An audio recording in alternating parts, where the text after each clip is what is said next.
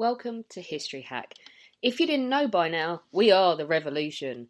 That means we're sharp, witty, lots of fun, but it also means that we're essentially the peasants in Les Mis huddled round a table in the corner of the bar with no money. If you enjoy the show, please do support us. We have a Patreon account by which you can donate a small monthly sum in appreciation of what you're hearing. Alternatively, we have Ko-fi, in which you can just do a one-off donation as a thank you if you particularly enjoy a certain episode. Either way, we massively appreciate all of your support. Hope you enjoy the show. Hello and welcome to today's History Hack, which just feels frankly bizarre because I'm joined by none other than some bloke called Dr. Zack White, fresh from his debut at Chalke Valley History Festival. Whoop, whoop, yeah. Whoop, whoop. Yeah, that's why we're here. I saw the size of the crowd you had, bro. There were some people who turned up. It was more than 3. I was quite pleased. Mate, there was nearly 100 sitting there watching you. I've counted them. Boney sent me a photo. Outstanding. Only you would sit there and count them just for the vindication. Well, it was long hours on the road on that Scotland road trip, and obviously I was sad that I wasn't there for my bro. So yeah, I sat there and counted them, and yeah, screw you. Okay, next time I won't bother. Right, next time I'll just tell everyone, yeah, there were 3. He was shit. Right, okay. So sounds about right. We thought we'd never actually done a guide to the Peninsular Wars, and this is what you've just got up and talked about, Chalke Valley. So it makes sense. It kind of does. It kind of does. Do you want me to give you a kind of serious, semi-serious introduction? What, on History Hack? All right. We don't do serious. Star of Napoleonic history, but not the most popular Napoleonic Twitterer in the world. Country and I said you were more likely to be a country and western star of Napoleonic history because that's less drugs and more singing about your mama. And more checked shirts. Don't forget the checked shirts. Yeah, you do rock the checked shirts. Obviously, co-host on History Hack, and basically the guy that does all of the planning and all of that crap because I don't want no part of that. Chair of the Napoleonic and Revolutionary War Graves charity. He's all over the place. You can't get rid of him. Right. Okay. Welcome to your own podcast. Cheers, mate. Nice to be here. Right. Okay. So this is basically all of the sharp stuff, isn't it? It is. It's all that stuff that everybody's read in Bernard Cornwell and therefore they think they know. But the trouble is that they don't really know it because even Bernard Cornwell says, look, sometimes I just make shit up because it's a story. So it's fiction, people. Right. Okay. Let's cover the basics. How do we get here? I'm guessing you're going to start by telling me it was all some short, not really short French bloke's fault. See, instantly, I'm impressed you actually learned something from that Waterloo filming trip. I learned he's taller than me, which is disappointing. You did sulk a little bit when I told you that. You were not happy. Yeah, it is Napoleon's fault. This one, I know I don't like Napoleon particularly. Spoiler alert if you'd missed that one already. But yeah, this one is on Napoleon. You can't pin this one anywhere else. And this is why I have such a beef with Napoleon and his style, because this is how I got into the period. And then once you've started looking at this, and we're going to use a technical history hack term here, the shithousery that goes down in the early stages. We should trademark that. We really should. We should stick it on mugs and sell it.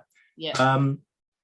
Once you've seen that level of shithousery, you can't really go back. So yeah, this is Napoleon's fault. The Peninsular War starts properly for the British and for the Spanish in 1808, but to get it, we need to go back to 1807 and the Treaty of Tilsit. There's this a lot of the fighting actually happens in Central Europe during the Napoleonic Wars, not in Spain and Portugal, and that's going to be a kind of a theme running through this one.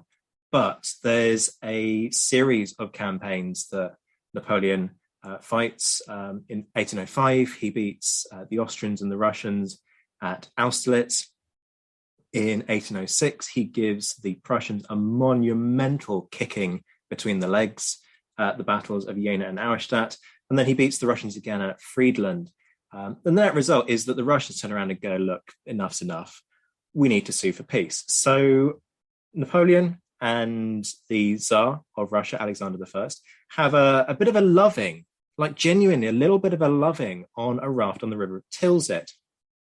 And the upshot, Napoleon's absolutely convinced that he's basically wooed Tsar Alexander into doing exactly what he wants. There are some very cozy paintings that come out of it that have sort of a suggestion of hands in sort of slightly awkward places. It's slightly odd, the kind of the way in which Napoleon kind of looks at Alexander and goes, yes. This sounds like the Napoleonic equivalent of the Paris Hilton tape.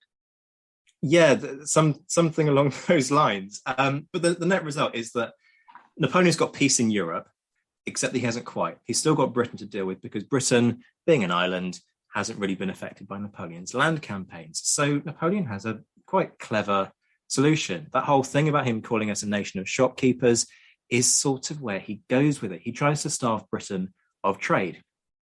Quite clever, really, because if you bankrupt the British economy, then the British can't do that thing that they keep doing of bankrolling European armies to fight on their behalf, because Britain doesn't have a big standing army for reasons that go all the way back to the English Civil War.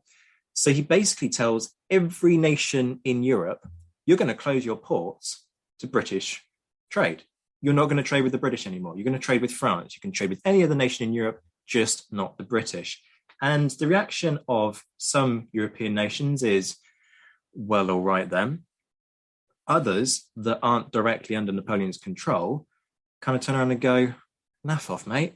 That's a paraphrase there, people, if you hadn't actually realised. That wasn't literally the response they got. But one of those nations that decides that, you know what, economic policy's our concern, and we're not going to go along with this, was Portugal. Portugal was an independent nation, had its own king, decided it wanted to do its own thing. Long-standing alliance with the British, had a significant British expat community.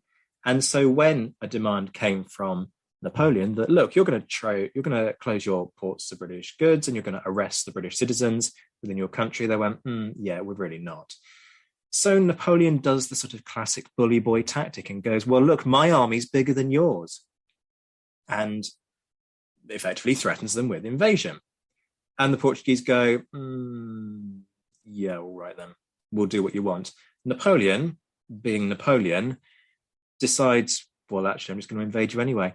And that's exactly what he does. So having sent this army through the country of his ally, which is Spain, to the Portuguese border, he invades in 1807. The Portuguese army is really not a going concern. It's a bit of a joke with the best one in the world. I'm very sorry, our Portuguese listeners. There are probably like 12 of you, but I'm sorry. But in 1807, your army is not anything.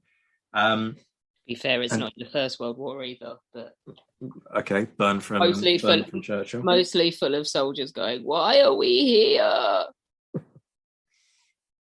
Things get better for the Portuguese, though. We'll get to that. So that's the Portuguese story. 1807, taken over by the French. End of that. That's not a problem, really, for the French. But then we get to Spain. Now, Spain's a bit of an interesting one. I'll try and be fair to Napoleon for a second here. So the first thing to say is that the Spanish are France's allies.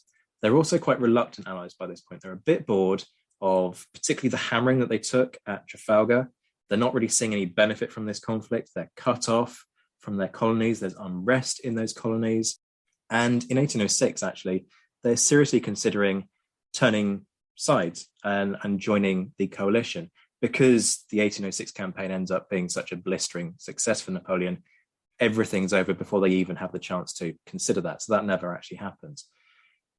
But in 1808, it's quite a fractious country. And if you're a fan of Napoleon, the thing that you do at this point in time is blame everything on the Spanish. The Spanish were treacherous. They were a backward people. They weren't willing to get with the modern times that Napoleon represented. But that's not entirely true, because there's unrest within Spain about exactly these issues of modernization. You have a kind of a liberal left-wing movement that wants to move the country towards what in 19th century terms is a more kind of modern outlook. And the heir to the throne, Ferdinand VII, is quite keen on that idea. The trouble is his dad, who's the guy sitting on the throne, Charles IV, isn't. And so there's this kind of unrest going on within the country. Napoleon capitalizes on this. He basically says, look, this isn't good enough. We need to sort this out. What I'm going to do is I'm going to get you both to come to France. We're going to sit down and we're going to hug it out like adults, and we're going to work out a solution to this. Napoleon doesn't hug anything out. You got it in one. There's no hugging out. What he does is arrest them, and then tries to stick his own brother on the throne of Spain. Like I said, shithousery. He's such a douchebag. I love it. I love it. Right. Okay. So then we get the Dos de Mayo uprising. So why are you about to describe a guy called Murat as brainless? Oh, Murat. Or Marshal Murat, as we should call him, to do the French pronunciation. Let's just call him Muzzer and have done with it. Thing is, that Murat's the kind of guy who, if he was in the age of social media, he would have been all over Instagram. Forget like Kim Kardashian and all that kind of stuff. It would all have been about Murat and his manly thighs. He was such a poser. Well, going by his portraits, he was such a poser. He had the look. He was a cavalry commander. He has a reputation for being, inverted commas, dashing in terms of his looks, but also dashing in terms of, hey, let's take the cavalry and go charge at that thing without really considering the position all that well. I'm oversimplifying just ever so slightly there, but Murat isn't known for his kind of careful consideration of the position of, the military position. So he's not. We should get Josh Provan to play him in the film of his, like, in a biopic, just for shits and giggles.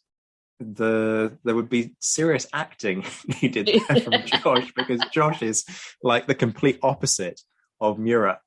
That's why it's funny. That's why it's funny. It is. But he has the hair.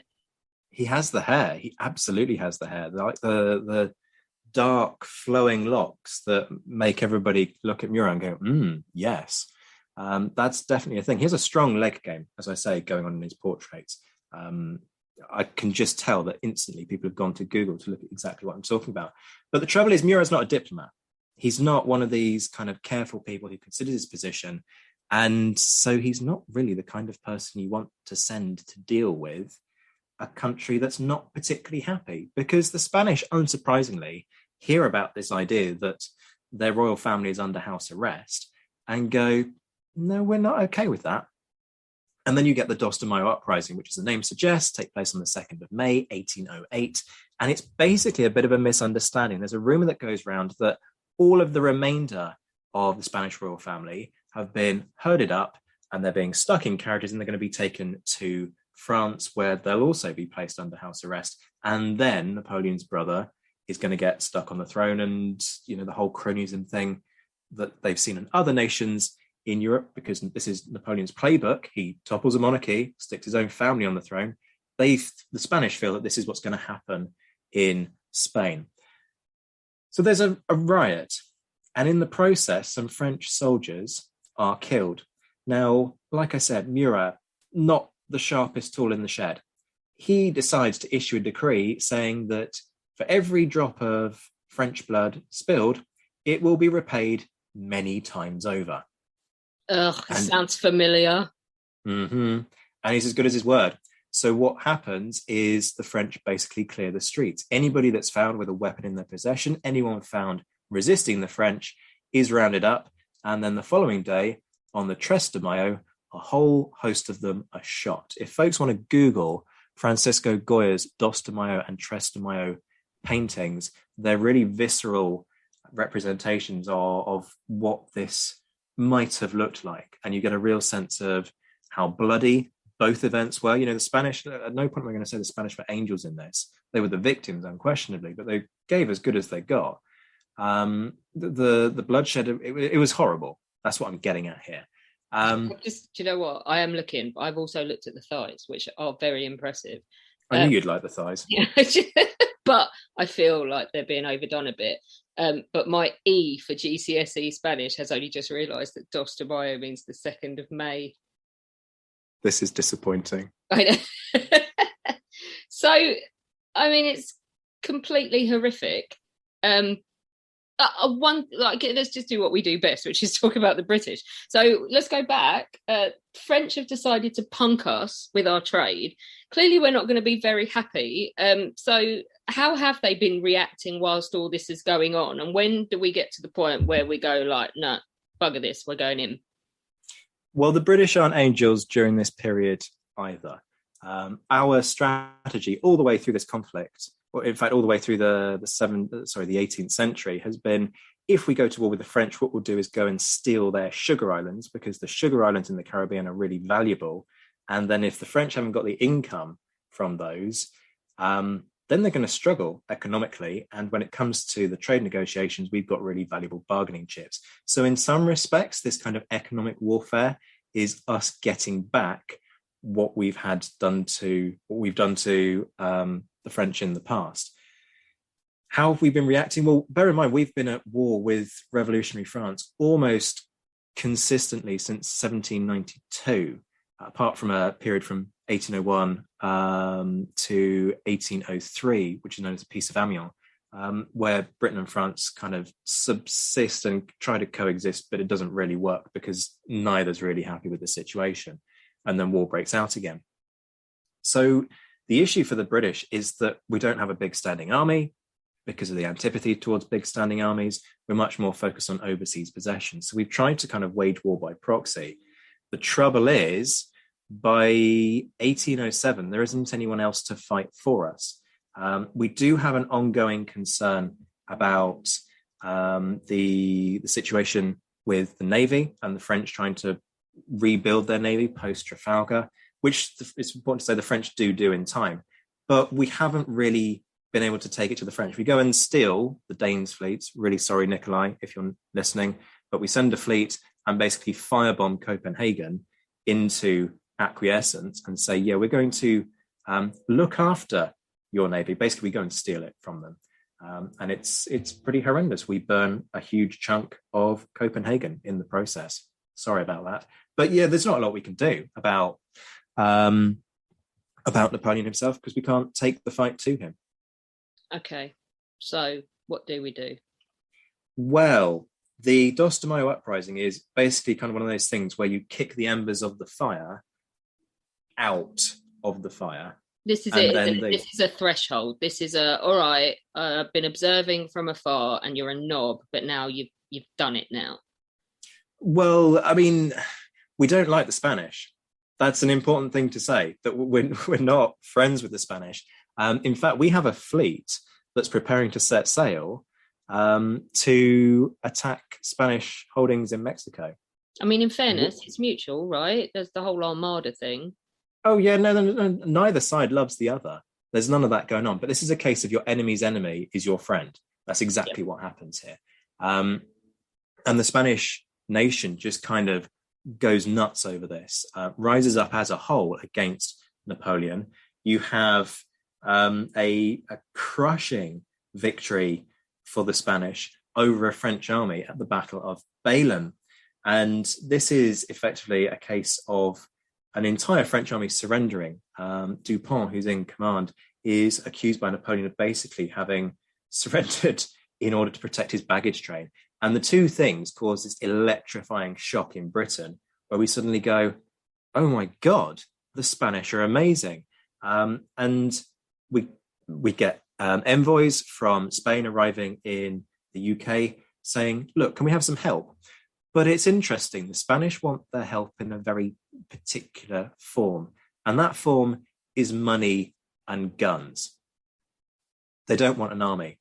The trouble is, this is Britain and we love to stick our nose in where it's not wanted. So that force that I was just telling you about, that's about to head off to Mexico, it's under the command of a guy called Sir Arthur Wellesley, who we're going to go on to talk about in a bit. And rather than send that army to Mexico to fight the Spanish and create havoc for them, what we do instead is send it to Spain. So Wellesley arrives off the coast of Spain, and the Spanish go, yeah, thanks, mate, but on your bike, we don't want you. He's off the coast of Coruña. He makes contact with the locals, and the locals tell him to jog on. So he goes down to Portugal, lands his force at Mondego Bay in August, and very quickly manages to, in effect, liberate Portugal. He wins 2 battles in quick succession at Ralitha and Vimero. Ralitha is more of a skirmish than a full-blown battle, but never mind. And the point is that he basically manages to comprehensively defeat the French army that's in Portugal. The trouble is, he's superseded at the moment that he's winning the Battle of the Miro. And his commanders turn around and go, yeah, we could push on against the French, but actually we're not going to. And they sit down at the negotiating table with the French commander, Junot, and they agree something called the Convention of Sintra, which basically says the Royal Navy will evacuate the French troops from Portugal back to France, and they can take all of their baggage with them. And their baggage, inverted commas, basically consists of every single thing they've stolen from the Portuguese people over the past year that they've been in the country, which unsurprisingly doesn't go down particularly well with either the Portuguese or the British government, because it's a seriously bad look. So Wellesley goes home, Moore takes over, and then we Brits pretend we did well while running away, which wouldn't be the first time, would it? It's not the first time, it's not the last. Dunkirk, anyone? Well, actually, that's where we're going with this. This ends up being, if you like, the Napoleonic Dunkirk. It doesn't entirely work out, but it's pretty close. So yeah, Moore takes over. So John Moore, he's senior to Wellesley because all of the people involved in the Convention of Sintra, Wellesley and his superiors, including Sir Hugh Dalrymple, have to go home to defend their reputations in the Sintra inquiry. Wellesley's the only one that comes out of that smelling of roses, because he's the one who's turned around and said, well, no, we can push on. And his superiors have said, no, we're not doing that. And he's only signed it because he's been told to sign this convention. So Wellesley's busy defending his reputation and making sure that he, ends up having a career at the end of that inquiry. So Moore's sent out. Moore, he has a reputation for being quite innovative. He's in charge of a lot of the training of the light infantry, and everybody knows about the 95th Rifles. Moore's heavily involved in all of that kind of light infantry doctrine that gets embedded in that and other units. It's not just the Rifles that are involved in that. Moore's also got quite a humanitarian outlook. He's one of these people who doesn't believe in flogging until he's out in Spain and realizes that when you're actually commanding these guys on active campaign in the field, you have to resort to flogging. By this point, the French have taken a bit of a hammering because of what happened at Bailen. They've taken the hammering in Portugal, and so the French pull back to the River Ebro. Now, the River Ebro is in the northeastern corner of Spain. Moore's in Portugal, so he's got a long way to march. So he sets a rendezvous point in Salamanca and then splits his army. He sends the artillery down one road and the infantry down another, with the idea being, look, we'll all meet in the middle at Salamanca and then we'll march to the River Ebro. Oh, come on, really? Really? It's quite Alex's face. Alex's face right now. Like not one day at Staff College, and I know that's a stupid idea. And yeah, you're right. Although the reason that it's perhaps not quite as dumb as it sounds is that Moore's concerned about the crap condition of roads in Portugal. And he thinks that if he sends the artillery down the same road as the infantry, they're never going to get there. The reality is they could absolutely have used those roads. It's just crap intelligence. But it means that the artillery take forever to get to Salamanca. And so the British are sitting there wondering what the hell they're going to do with themselves when Napoleon comes south. Napoleon's seen the situation in Spain, seen it's an absolute embarrassment for him personally, for the French, for their prestige. And so he comes south and launches this blistering campaign that basically annihilates all of the Spanish armies that are holding the line on the River Ebro. The fact that Moore's made this balls up and has spent so long sitting at Salamanca is basically what saves the British from being involved in this shit show of an operation. It again becomes a story of crap intelligence. The British think that they're well positioned to go and flank and attack one French force. And then the order comes that actually, no, what you're going to do is you're going to drop everything and you're going to run. And you're going to run for Coruña, which is in the northwestern corner of Spain. This order comes through on Christmas Eve, 24th of December. It starts to chuck it down with snow. They're retreating over the Galician mountains. People go Google them. You'll see how horrific they are. It's a kind of traverse. And bear in mind that we're not talking like modern roads, we're talking dirt tracks in shoes that are falling apart, in wool uniforms that are probably threadbare by this point. It's horrific, that whole retreat. You've got stories of people going blind from fatigue. The food is inadequate, it's running out. The entire army pay chest just has to get thrown down a ravine because they can't afford to keep lugging it with them because it's taken too long to move it. And then they get to Coruña around New Year, and they find the boats haven't arrived. Coruña is a port. The idea that what they're doing is they're cutting and running to the coast to get the hell out of Dodge before these French armies swoop in and encircle them. And the boats aren't there.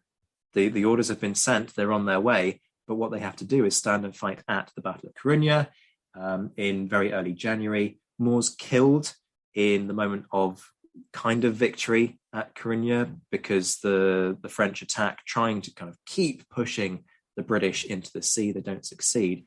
Moore is hit by a cannonball. It's a pretty horrific wound. He dies later that day. He's buried actually out in Coruña, if folks are ever there. I was going to say, how did you get rid of this idiot? But well, there you go. Exactly. To be honest, I think Moore would have faced an inquiry like Sintra had he ever made it home. But that wasn't a concern. The troops come back and they're an absolute mess. In fact, they're so much of a mess that the locals, when these guys land, don't want anything to do with them because they're dirty, they're smelly, they're emaciated. And the locals kind of look at them and go, oh no, I don't want you coming anywhere near me. You might give me whatever unpleasant kind of poor people germs you're carrying. And it's actually down to the Navy to take these people under their wing and kind of give them a bit of food, give them a change of clothing, and help them kind of get themselves together to then march off back to barracks. So it's a pretty piss poor start to the Peninsular War for the British. So, enter again. He comes back because he's the only one who's managed to do the job pretty well. He lands in pretty inauspicious conditions. So by this point, he lands in May 1809. He lands in April, late April, 1809.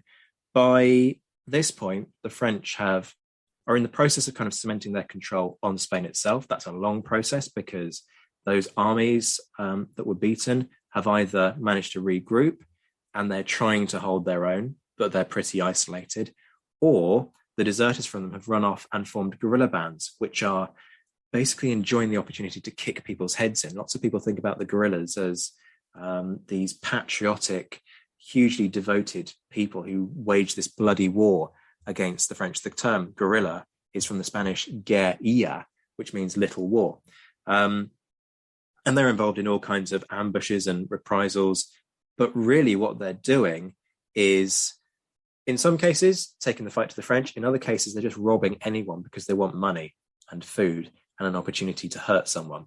So that's what's going on in Spain. In Portugal, where Wellesley lands again, the French are starting to reinvade. Within a month of landing, Wellesley liberates Portugal for the second time. And there's a bit of a pattern that's starting to emerge here. You send Wellesley in, sometimes, well, quite rapidly, some stuff happens, which is why he's kind of very rapidly kind of gains this reputation. So at the Second Battle of Porto on the 12th of May, 1809, he launches this really bold attack across a river. It's almost sort of slightly reckless what he does here. That's an opinion that will make me quite unpopular in certain circles. But effectively, the French have pulled back behind this river. They've either destroyed all the boats or they've taken them all to the north side of the river where they're based. And the idea is, well, what are the British going to do? They can't cross a river that we're either defending the crossing points of, or we've taken all of the means of transportation.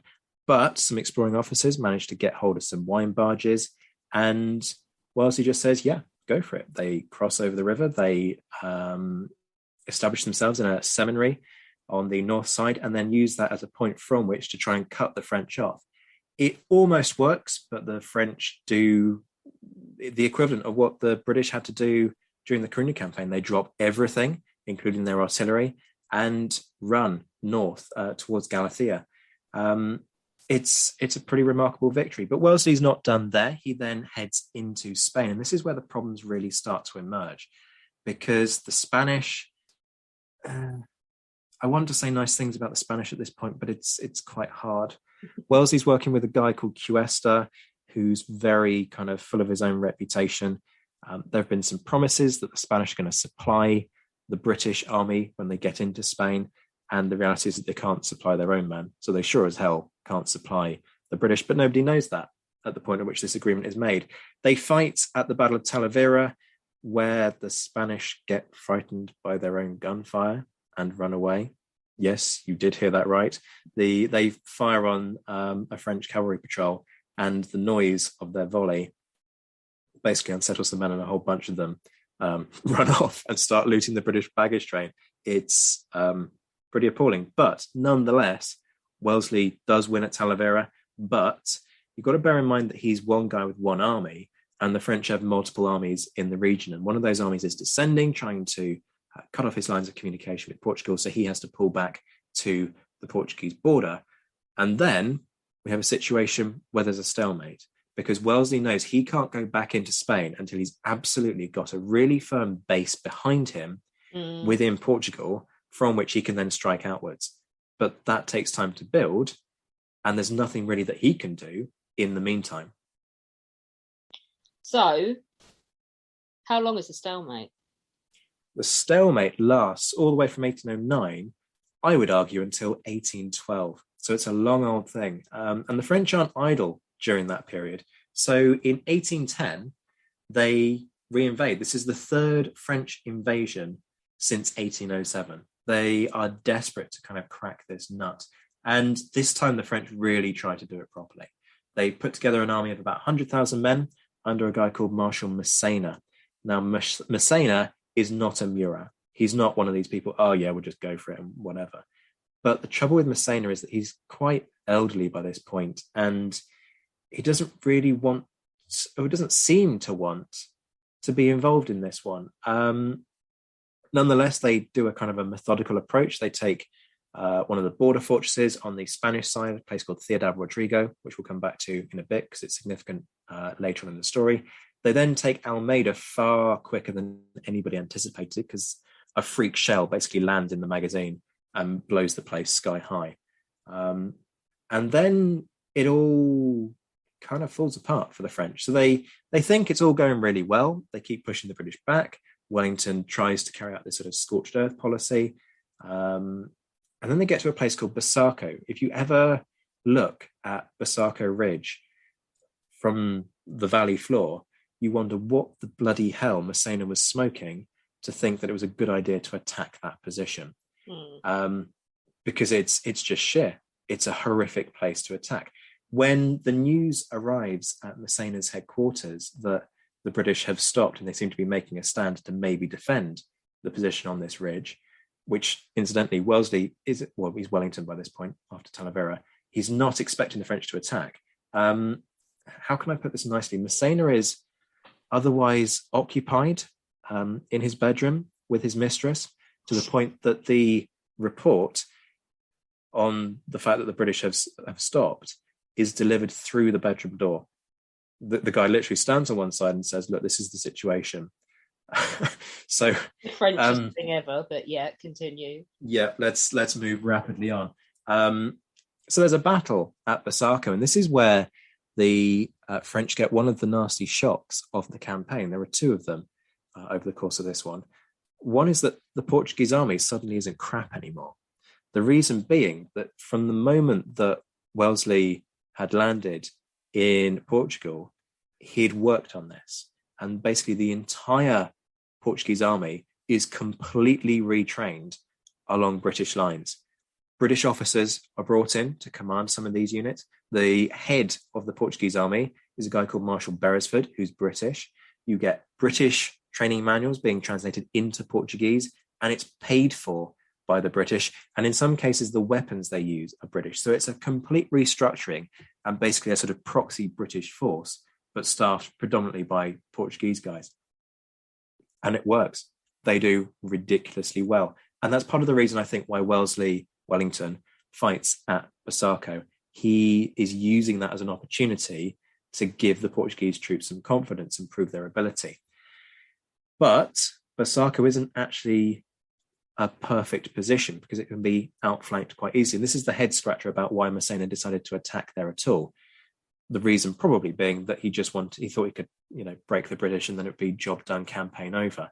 That doesn't happen. The British and Portuguese win. They pull back then to the second surprise they've been working on, which they've been working on for almost a year. And these are a series of fortifications called the Lines of Torres Vedras. If you want a modern comparison, think Maginot Line, but actually works. That's the kind of scale that we're talking about here. In fact, multiple lines of fortifications that use the kind of mountainous, hilly landscape north of Lisbon as a natural defense and then make it even worse. So they sharpen the inclines, they dam rivers to flood valleys and basically make this whole area completely impassable. Massena takes one look at them and goes, what the bloody hell am I meant to do about that? Because there's been a complete catastrophic intelligence breakdown for the French. They know the British are building some forts. They've got no idea the scale of what they're facing. And Massena basically does what any middle management person does. He kicks the problem upstairs and goes to Napoleon, the hell am I meant to do about this? Do you want to send me more men? Do you want to have some thoughts on how to solve this problem? And ultimately, there's nothing the French can do. They have to pull back out of Portugal towards the Spanish border.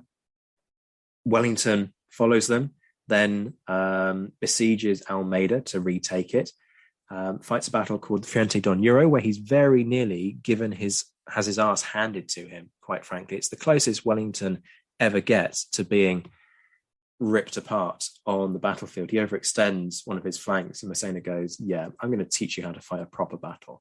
But Wellington's effectively saved by the sheer discipline of his men.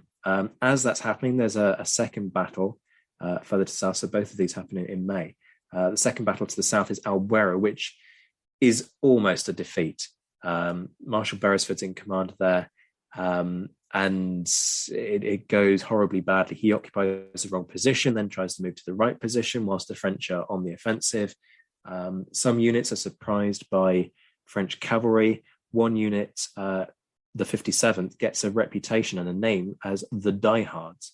Nothing to do with the 1980s film starring John McClane. It's because they're advancing in line against cavalry, which if you know anything about the tactics of the period, you know you do not do. They get torn apart by lancers, but they just about manage to hold the French off. The guy who's in command at Albuera, the French guy in command, says the British were beaten, but they just refused to accept it. And it's that kind of hardiness and that determination that sees them through. Where do we go from here? Well, you've got a deadlock to break. Yeah. And the reason you've got this deadlock is because of the fortresses on the Spanish-Portuguese border. So on the Portuguese is this where side, we get like Ciudad Rodrigo? Yeah. Okay. Have you been like paying attention to my Napoleonicist podcasty wafflings? Almost. Yeah, this is exactly where we get Ciudad Rodrigo and Badajoz. I've just done that thing of going, here's the Spanish pronunciation, and I'm going to be hip and millennial and use the Spanish pronunciation. Sorry. But yeah, so you've got the fortresses on the Spanish-Portuguese border. On the Portuguese side, you've got Almeida and Elvas. On the Spanish side, you've got Ciudad Rodrigo and Badajoz. And effectively, 1811 becomes this story of trying to take those fortresses and absolutely failing.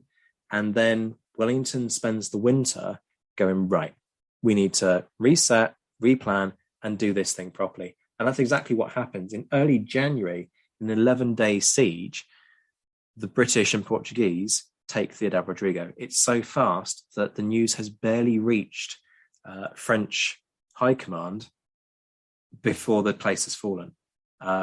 It's incredible how quickly that's pulled off. There's plundering in the aftermath. We've talked about this on the plundering episode. And then he moves on to Badajoz in April. That's a much tougher kind of nut to crack. That takes 3 weeks. They lose about 4,000 men in the process.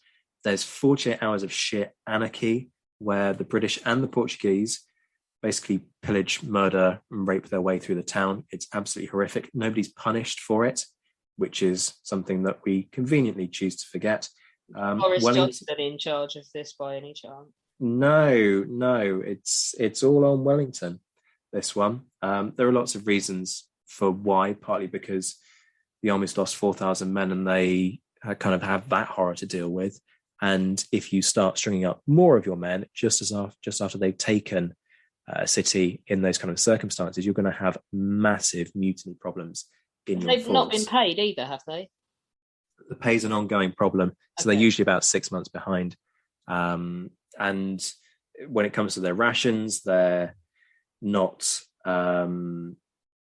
getting the nutritional kind of content that they need out of their rations, but half the time they're not even getting those rations. So there are all kinds of reasons why there's this culture of plunder in the army. Anyway, there's also this idea that if you are on a battlefield and you kill somebody, you're perfectly entitled to run your hands through their pockets and take whatever stuff they've got on them, because with the best one in the world, they don't need it anymore. So all of that kind of comes together in Badajoz. Wellington weeps in the breaches, actually, when he sees the scale of the dead.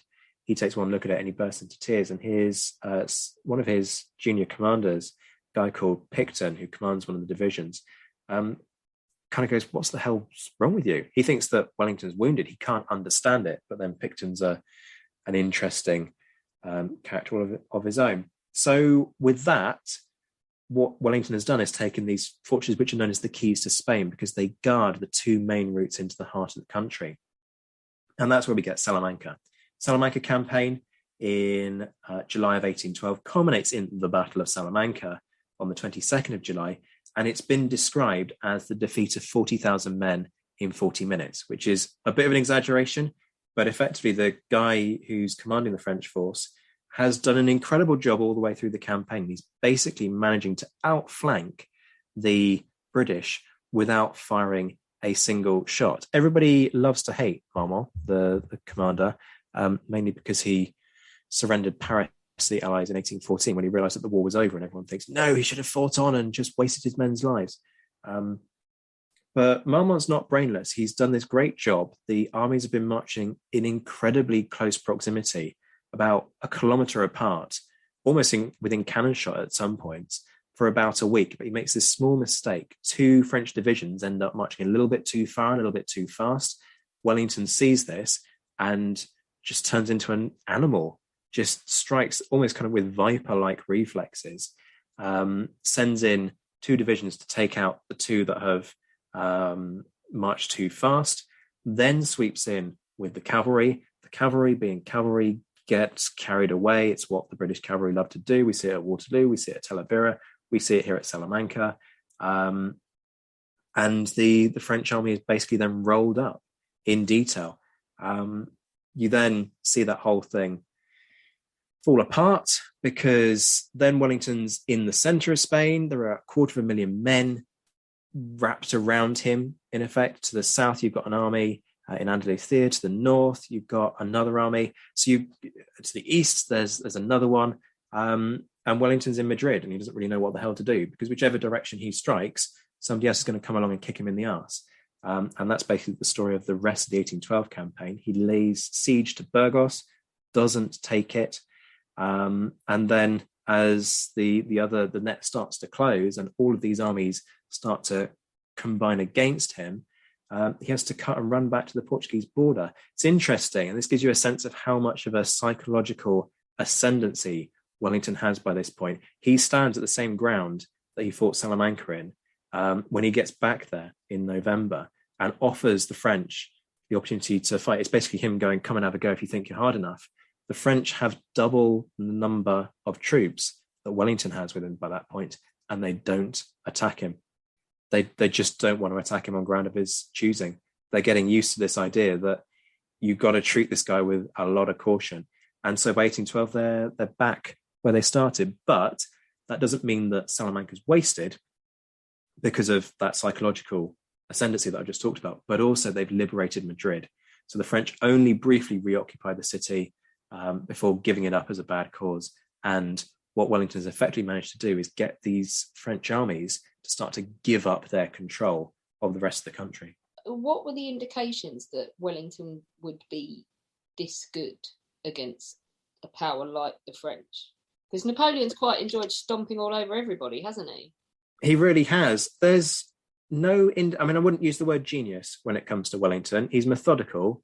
He's the ultimate micromanager. He's got this incredible capacity for the little details. There are times when he's writing letters to people talking about the proportion of corn that needs to go into horses' feed, and don't give them freshly cut grass because that will upset their stomachs, and then we'll have massive issues.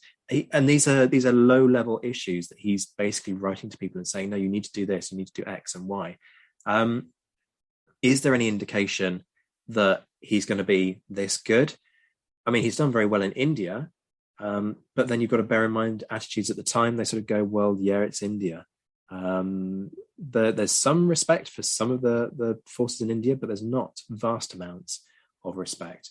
So I wouldn't say it comes completely out of the blue, but this is a guy who not only can do the big kind of battlefield thing, he's also got that even bigger picture of how to keep your army going on campaign. And you put the two together, and the only person who's on a par with him is Napoleon. And we could sit here and argue all day about which is better. I mean, I don't think you get another one like this till Kitchener, do you?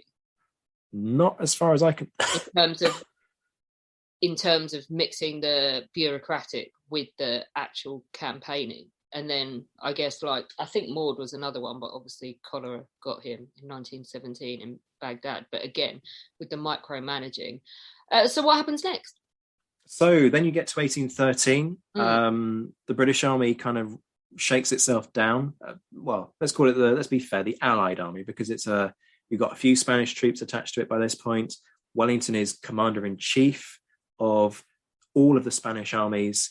By this point, he's made generalissimo by the Spanish, which creates just the ultimate kind of shit-stirring fest amongst the Spanish generals, because they hate the fact that this foreigner's been brought in, made supreme commander of them.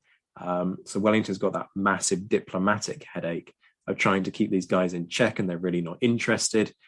But with the Portuguese, with the British, with the Spanish, he can again kind of hit reset and start to think, how does he solve this problem? Because he knows if he goes into the center of the country again, there's a good chance that either the French are going to do what they did in 1812, or they're going to have learnt and they're going to have prepared. Because the French aren't dumb, and this is one of those things that I think gets lost. We kind of think, well, the French were stupid and they just ran away, and they really didn't. So the French are preparing defensive lines because they think there's only one route that Wellington can really take. But Wellington, he's big on the little details. So he starts to think, well, let's have a look at some of these routes that could be used to outflank these positions. And he basically takes a series of paths that the French aren't expecting. He throws a dummy, so he stays with one contingent of his force that does the dumb, obvious thing of advancing to Salamanca, sends the vast majority on this kind of arcing maneuver that completely outflanks the French. They have to pull back to a place called Vitoria, where they try and stand and fight. They're not particularly keen on this because their army's been whittled away by the fact that Napoleon's invasion of Russia has gone disastrously wrong. So he's pulled a whole chunk of troops out of Spain to reform an army. And they lose at Vitoria. Wellington attacks in 4 separate locations across a river. So something about rivers and Wellington wanting to go on the offensive. I think the French think they're safe behind them, and they're really, really not. He's not entirely happy with the outcome of Vitoria. Few reasons for that. One is that he doesn't manage to encircle the French like he wants to. He wants this crushing victory. He wants to, encircle them, surround them, force them to surrender, completely remove French power from the country. He never gets that. And that's one of the reasons why you could realistically say, well, Napoleon on his best day is better than Wellington on his best day, because Napoleon does manage to just wipe out entire armies on occasion. Also, in the aftermath of Vittoria, you've got plundering. So the French have gathered up all of their loot, and it's a lot of loot, in a baggage train. at Vittoria. Now, when they lose, they cut and run. So they don't take the baggage with them. Now, the British, as we've been discussing, do love shiny stuff. We're like magpies. And so the troops plunder the baggage train. This isn't, though, why he calls his men the scum of the earth. Let me just go on a little rant here for a moment. Apologies, listeners. But everybody goes, well, he calls his men scum of the earth because they plunder the baggage train. No, they bloody don't. Go and check your facts. Go and read a proper history book and go and look at the dates. He sends that letter. Constantly refers to his men as scummy, doesn't he? Oh, he does. He does it 4 times. He believes it. That's not the issue. The point is that everybody goes, well, it's because they plundered the baggage train. No. He writes that letter, and I'll quote you the letter. He says, "It is quite impossible for me or any other man to command a British army under the existing system. We have in the service the scum of the earth as common soldiers." No idea if he spoke like that, but in my head, that's what he sounds like. Brilliant. I'm going to make you talk like that always from now on. Every time I quote Wellington, I've got to use that voice now. He sends that letter in July. Now, Vittoria's fought on the 21st of June. It doesn't take Wellington nearly a fortnight to get angry about the loss of a baggage train. That's not what happens. What actually happens is that some of those troops that were involved in the plundering of the baggage train don't go back to their units. They stay in the hills, and then they start harassing the locals. And so one of the officials in Vittoria writes a letter of complaint saying, look, can you do something about this? We're a bit tired of being mugged by British soldiers. And that's the point at which Wellington loses his rag. It's not about the baggage train. So people, get it right. Please, I beg you. Just read a book. Read a pigging book. So you did mention that there are not just British soldiers. This is an allied force in that. You mentioned earlier on the guerrillas. Well, are they still just running around mugging people as well, or what have they been doing? So some of the guerrillas, have just been mugging people and kicking their heads in. Others have been really important the whole way through this, particularly from an intelligence perspective. The French end up with this massive problem of communication because they don't control the countryside. They can control the cities, that's fine, because you've got people concentrated, you can concentrate your forces, you can keep people under control. But in the countryside, you've got these bands that are roaming, and they know the places to launch ambushes. So if you want to send a message from Madrid to Salamanca, for the French, you've got to take a whole regiment of cavalry and send that along with the message in order to protect that messenger. And if you don't, the odds are those messages are going to end up being taken. The British then get some of those messages fed back to them by the guerrillas because it's intelligence. The guerrillas can't do anything meaningful with that information, but they know the British can. And so what you have is a situation where, sure, these letters are in code, but we have a guy called Scoville, a British officer, George Scoville, who ends up breaking Napoleon's code. Again, if you want like a Second World War comparison, think Enigma. It wasn't as robust as Enigma, but nonetheless, it was meant to be this great code, and it gets broken.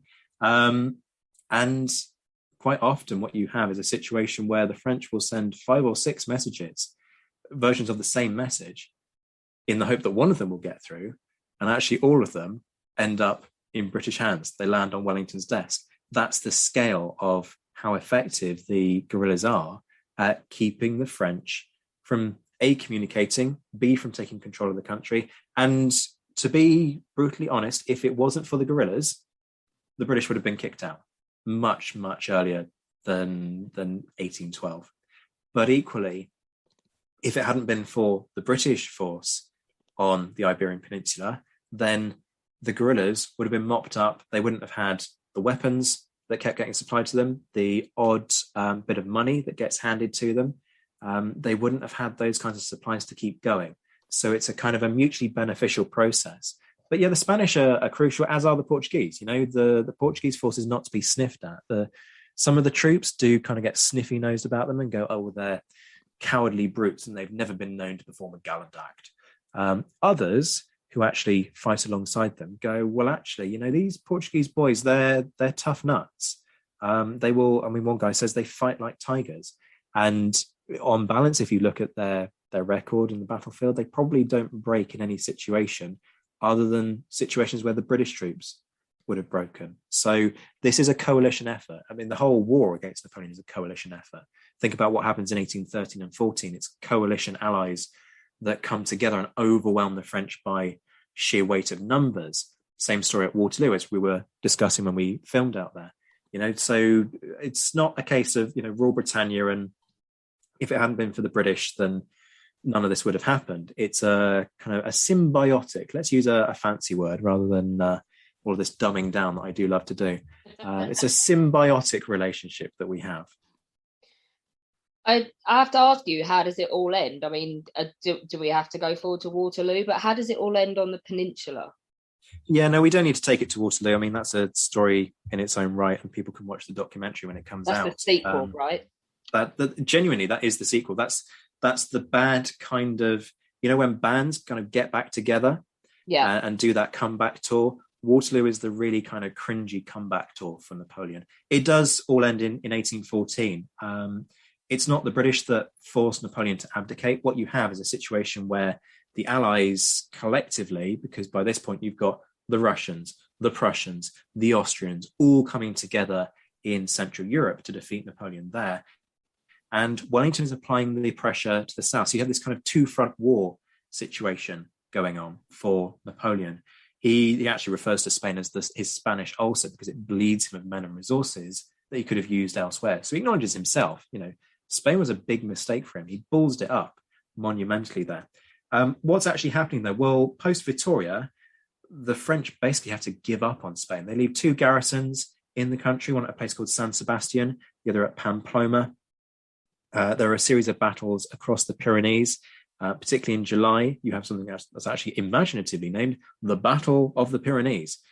I'm sure somebody took ages to think of that name, but it's a series of battles, actually, where the French try and push back south. So they get a new commander, a guy called Soult, who is good. Again, I'm not going to sit here and say, the French were all dumb. Murat, dumb. Soult, not dumb.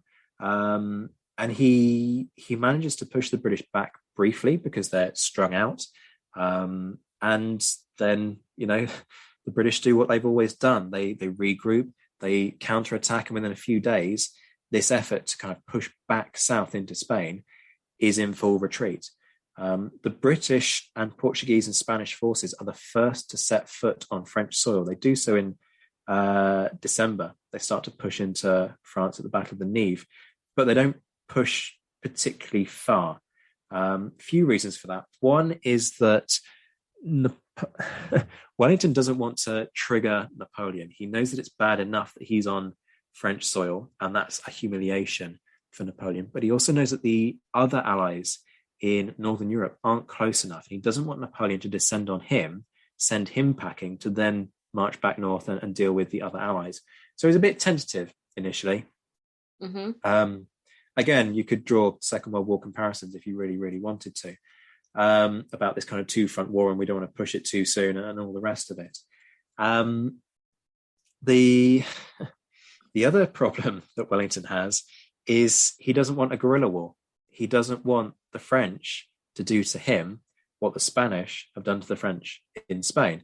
And the Spanish want revenge. So when he's got Spanish troops with him, they want to exact their revenge. And he has to send an entire division of Spanish troops home because they're not obeying his orders. And his orders are, you don't bloody touch the locals. And if you do touch the locals, I'll have you. Yeah. Not in quite those terms. Again, I'm paraphrasing and dumbing things down. But rather than have those Spanish troops with him and risk a counterinsurgency in France, he sends them packing. And the French are astonished by this. They just can't get their heads around the fact that this invading force is treating them with respect, and they're paying for their food, and they're generally kind of being nice to them, and the troops aren't allowed to be heavy-handed. So much so that when Wellington marches into one area, all of the French central control breaks down, but the local officials still need things like their accounts approved. And so they're sending things for Wellington to sign, going, look, we can't send them to Paris because we haven't got the communication with Paris, but we need to conduct our business. Can you sign them for us, please? And Wellington's there going, the hell do you want me to sign these for? because he's got no authority to do that. So it gives you a sense of how the French are actually quite pleasantly surprised by what lands on their doorstep, certainly in the south of France. You have one last battle at Toulouse in April 1814. It's a bit of a how would we describe it on History Hack? It doesn't go well. Yeah, let's go with clusterfuck. Two reasons for that. One, some Spanish troops who have stayed with the army just run away. They are heavily attacked. They're sent into attack a force, and they break as they're trying to do it. And Wellington, being Wellington, turns around and says, "Damn me, I never saw 10,000 men run a race before." Because he does like his sarky little comebacks. But yeah, another force is kind of sent on this really awkward march in an area that borders boggy ground, and then they have to kind of outflank these forces, and they're being hit with flanking fire the whole time. They lose more men than the French do, but the French pull out overnight. So you've got that endless debate about, is it a strategic victory, is it a tactical loss, and so on and so forth. Really, the best you can say of it is it's sort of a draw, and then the French give up the ghost the next day. But it's a complete waste of time because Napoleon has abdicated a few days earlier, but the news didn't reach Toulouse in time. Completely pointless battle. Napoleon, as I say, abdicates. He's exiled to Elba. And the rest, as they say, is history. That is the Peninsular War done and dusted. But as you said earlier, it's not quite the end of the Napoleonic Wars. We get that sad little coda in the form of Waterloo. We do indeed. Zack, this has been brilliant. Thank you for an overview of the Peninsular Wars, which I'd heard all the names and that, but had no idea how they fitted together. So it's been wonderful. Thank you. That's all right. I hope I didn't dumb it down too much. Yeah. In case you hadn't noticed, Zack has been accused of being one of those historians on social media that just dumps shit down, and it's a disappointment to academia. Oh, did you cry? I'm such a disappointment. I think I'm just going to have to go and cry into my gin and tonic. Go and stand in the corner. Exactly. With a gin and tonic. Absolutely. The gin and tonic is key. When our guests join us to talk about their work and their new book, the 45 minutes or so they spend with us is just a taster of all their efforts. So to this end, we have launched our very own bookshop on bookshop.org, where you can find our guests' latest and greatest books. You can support them, and you can support History Hack too. 10% of every sale via our bookshop supports the podcast and allows us to keep at it and bring you more amazing guests. You can find our bookshop at bookshop.org/shop/History Hack, or just search on bookshop.org for us under the shops bit. Thank you for your continued support, and here's to your next great book.